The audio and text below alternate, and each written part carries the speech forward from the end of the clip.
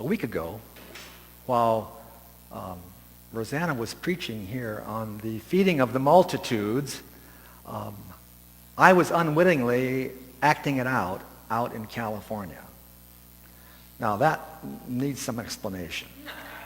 I was doing a wedding service in California for my niece.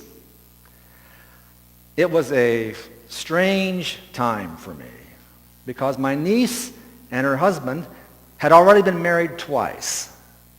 They had a service at the courthouse, and they had a Christian service in Germany, from whence he came. But they wanted a third wedding service here in the States. Only it wasn't really a wedding service because there was nothing legal about it. It was just a celebration of life and beauty, they said. And don't make it real religious. In fact, minimize that almost totally. Now, this German husband is a sweetheart of a guy, but he has that Teutonic kind of control efficiency. He had the whole service worked out. There was to be no writing of their own vows, which I like people to do. Cal and Jean, did you write your own vows? You don't think so? I'm sure Rosanna encouraged it. Anyway, they wanted to not write their own vows. They wanted traditional vows. They did not want any sharing from the group because these were what we used to call yuppies. If you remember what yuppies were. Now, Elizabeth and I are the furthest from yuppies as you can get. We grew up in rural Mennonite circles in Pennsylvania and Ohio. Now, Rosanna, she could be a yuppie. Once upon a time. Maybe she was even a wannabe yuppie, I don't know. A young urban professional. These were all young urban professionals. Lawyers, architects, from all over the world. From India, from Iran, from Asia, other places in Asia, Japan, China, Hong Kong, and then the Europeans. A lot of Germans were there, and people from England were there. And to top it all off, they wanted me to wear a suit, which kind of really discombobulated me. So I was kind of like those disciples last Sunday. These people want something from me. I got nothing. That was what I thought. What do I say to these people? I'm the old guy there. And I decided, well, I'm going to do what Gail talked about earlier. When you saw the moon, what were you doing? She was dog walking. As I told the people there last Sunday while you were here, I told them that during my homily, that I thought they probably knew what dog walking was. And as Californians, they surely knew what jaywalking was, Jay Leno's thing on The Tonight Show. They knew what that was. Well, today I said I'm going to offer you dog walking. That's how I started out my homily. And here's what I did. This might be a useful exercise for you all. The couple, my niece and her husband, had sent me a copy of the service from Germany, I suppose, to give me an idea of what I could do. And it was good. It was a great, very nice service.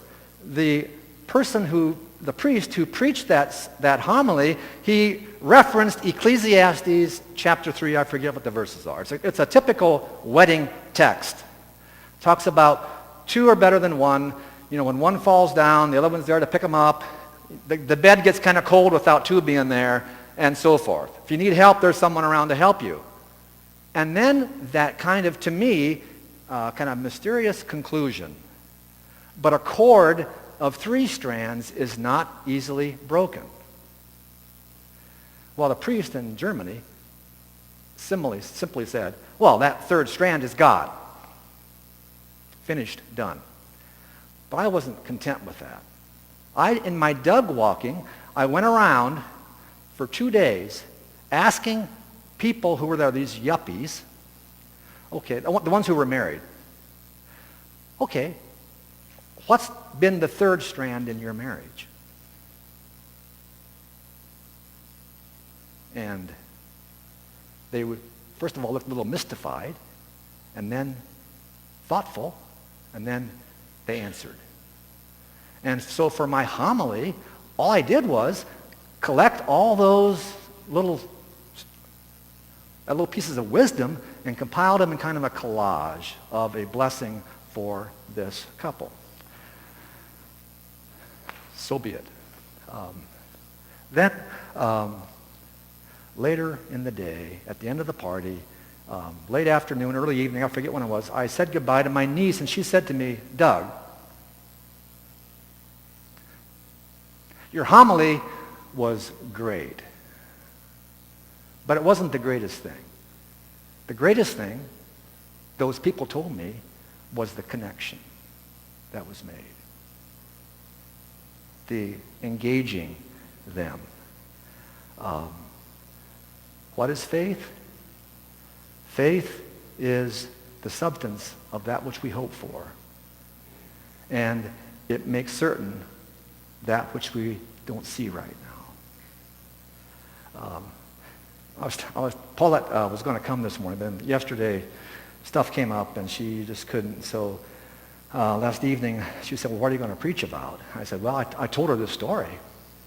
And she said, oh, wouldn't Maria Montessori be proud of you? Montessori is the woman who started an approach to teaching where the process is more important than the end result. So the substance of what I had to share wasn't what I had to share. It was getting there. And so I felt like those disciples in the multitude where Jesus said, you give them something to eat. We got nothing.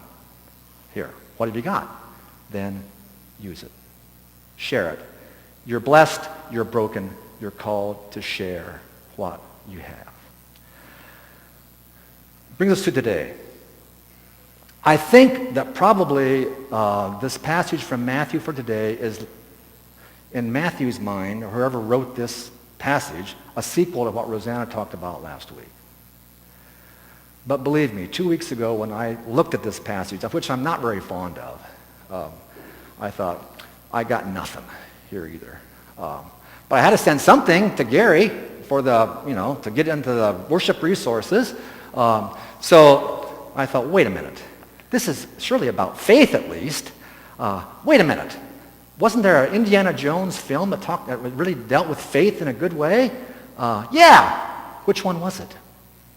So I did a little research and came up with Indiana Jones and the Last Crusade. Now, so for a little bit of a backdrop, just quickly, Indiana Jones, treasure hunter, he's looking for the Holy Grail. There's a crisis, there's a tragedy on the way. It gets all mucked up with bad guys besides. But in any case, he needs to find the Grail to save his dad because the Grail has healing powers. That was at least the mythology. So Indiana Jones needed to solve 3 riddles to get to the place where the Grail is. He thinks the Grail is there.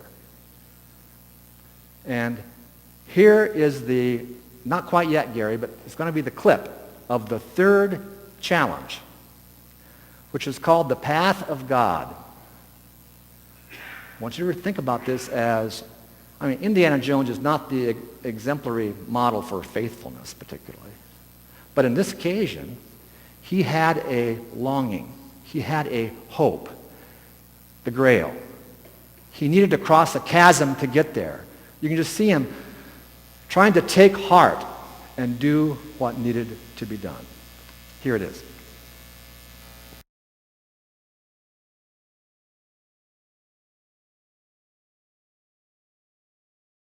The director is Steven Spielberg, and it was his imagination that thought of the idea that the Knights Templar, who were guarding the Grail, would paint this bridge So it matched the face of the cliff across the way. And so from Indiana Jones's vantage point, you couldn't tell what it was. That was the idea, anyway. Anyway, it also said that, if you didn't hear it, that the direction said to take off from the lion's head. Maybe see that as a celebration of resurrection. The Lion of the tribe of Judah has conquered. Anyway, that's just what I bring to it.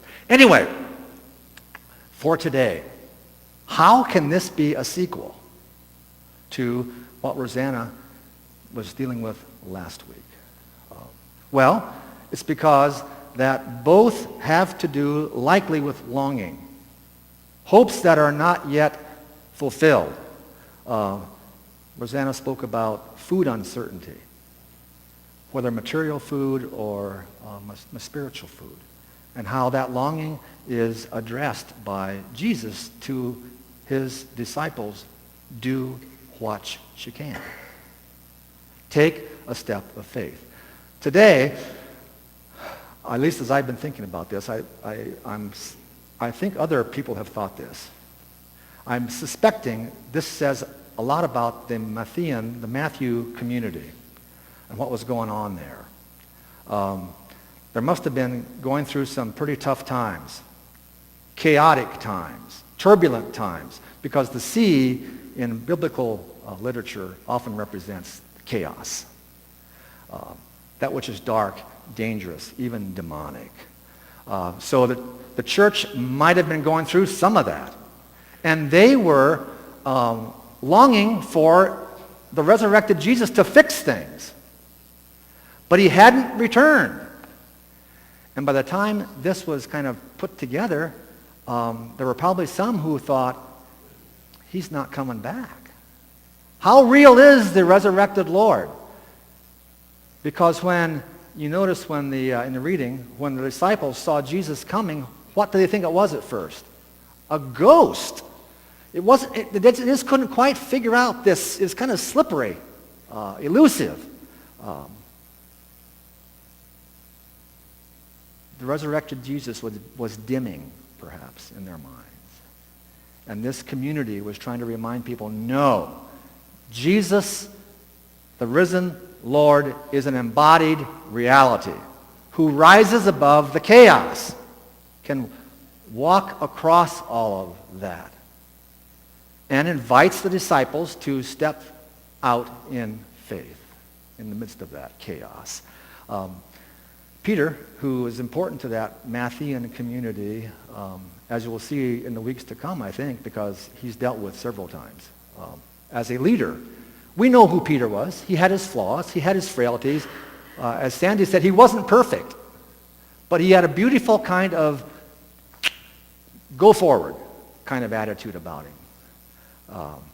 But he also still sank. He still needed Jesus. But there was a tremendous movement even in Peter's faith testimony in that story, because from a ghost to, is it you, to save me, Lord, and then the whole group of the disciples at the end echoed Peter's words that he speaks down the way in the lectionary. You are truly the Son of God. So what does it say about us? I was a little bit flippant about this sermon title 2 weeks ago when I picked it out. It's a little too, not really serious enough, but here I am stuck with it. But then the more I think about it, it's just right. It's okay. Well, at least it's okay, not just right. Okay. I want to show you a picture that Gary's going to put on the screen. All right. I have this obsession of seeing people I know in other strangers. This guy kind of looks to me like me. What do you think? Kind of look like me? It is me. Exactly 40 years ago, maybe even today, 40 years ago, I was in Estes Park, Colorado, with Paulette, who was pregnant with Neil, our second son. This is Eric, as a little boy. We went out on one of these boats, on one of these lakes, little ponds, And all of you who've been to Estes Park know this better than I do. Storms can come up in a hurry. And a storm was coming up. Look at that guy. He needs a faith lift. You can see it in his face. He's anxious. I was anxious because the thunder was a-rumbling and the storm clouds are rolling in. Paulette, here's how Paulette is in my anxiety. She's taking pictures. She got this picture. But that wasn't all that was going on. I think I was paying attention in that day and age to the nuclear clock, which had indicated, all the scientists, we got about 7 minutes till midnight for nuclear war to start. And if any of you got a son in your womb, he likely won't make it to 21. I was thinking that. A little bit of chaos. A little bit of uncertainty.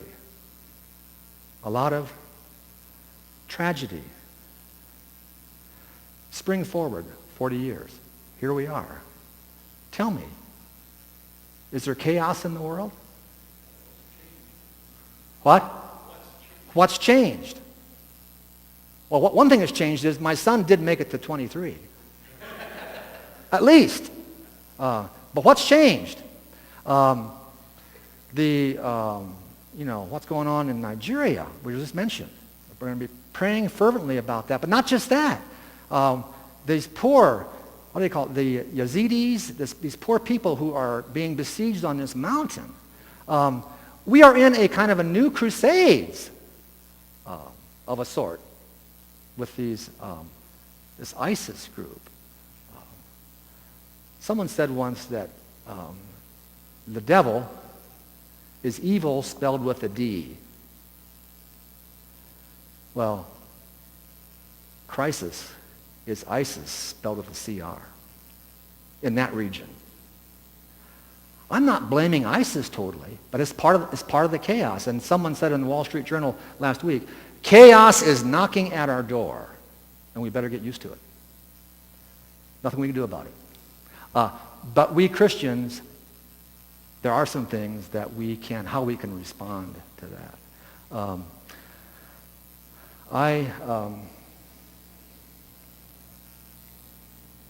Rosanna, this is a pretty powerful book.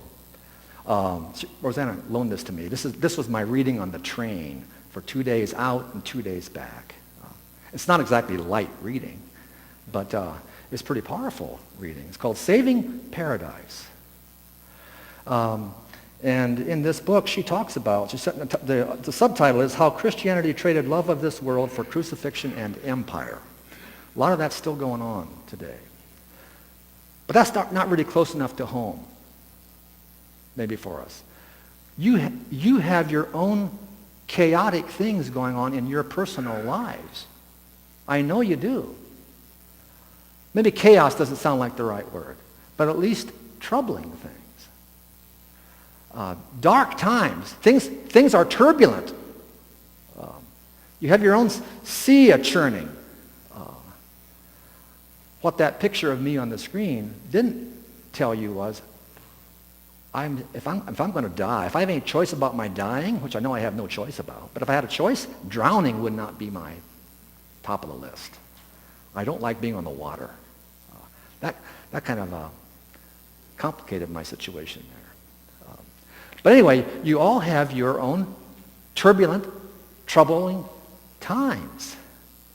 And I ask you, and Rosanna, I took this book, by the way, and on the way back from California, I had just finished it. I had just set it down in the observation car of the train.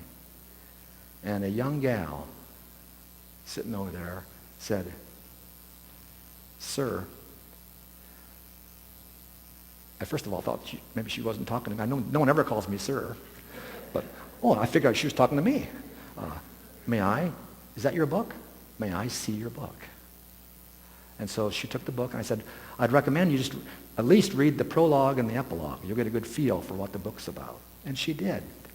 That began a journey with this young lady, Filipino gal, from Seattle, Washington, about how to address our longings in the midst of troubling times. How to connect with Jesus, our Savior, holding his hand in the midst of the troubling things we're wanting to rise above. And so, as part of our journey together, she and I on this train, I asked her, okay, I'm preaching this Sunday at my church, and I got nothing right now. So I got an idea, if that's something. I said, what would you say is your longing? What's paradise to you right now? Either here or beyond. What is it? She said, can I get back to you on that? And then she did. And she said what it was. And this would have been a good story for Rosanna's sermon last Sunday as a witness. She, this young gal, works for a Catholic worker house in Seattle. She's 23 years old. She said, here is hope for me. Here is my longing. And it's the story of the long spoon. Have you heard the story of the long spoon? I heard it years and years ago, but she brought it back to mind. It's about a person who had a vision of hell and heaven. It's the same room. It's the same table. There's food sprayed out there. There's enough for all. But in hell, the people are sitting there with their arms tied, and they can't get that long spoon in their mouth to eat. That's hell. What's the other picture in heaven? They're feeding each other across the way. She said, that is my hope. And then my faith is, she said, my step of faith is that in the Catholic worker house, as we seek to address the needs of the hungry and the homeless, we're taking a step of faith in that direction. That's it. What is it for you? What is it for Creekside? What is it that we are invited to do to take a step of faith towards that which are our deepest longing? You've been thinking some about vision, I know you have, for Creekside. What's the steps of faith we take? A leap of faith in that direction. Because what's faith? Faith is the substance of that which we hope for, and it also makes certain the realities we can't see right now. So says the writer of Hebrews. For me, there's more I could say about paradise, but it's too late. At least I want to conclude with a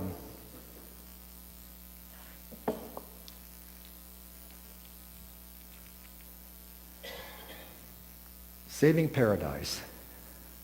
I save in my presence a paradise.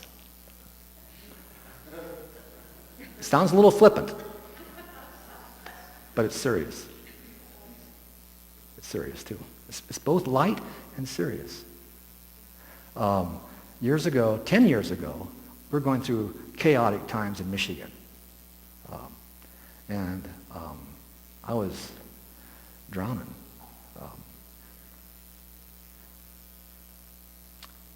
A friend came to me at district conference that year. Here, Doug, I got this for you, paradise. Any way you roll them, it says trust God.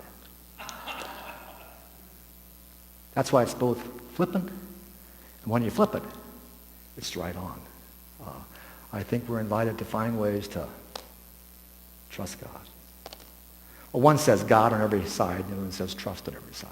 So anyway, that's my paradise. So, friends, that's all I got for today. And I hope that you will spend some time, maybe among yourselves at some point, sharing what's your deepest longings. What does paradise look like for you? And what kind of steps can we take together to bring some substance to that hope? Amen.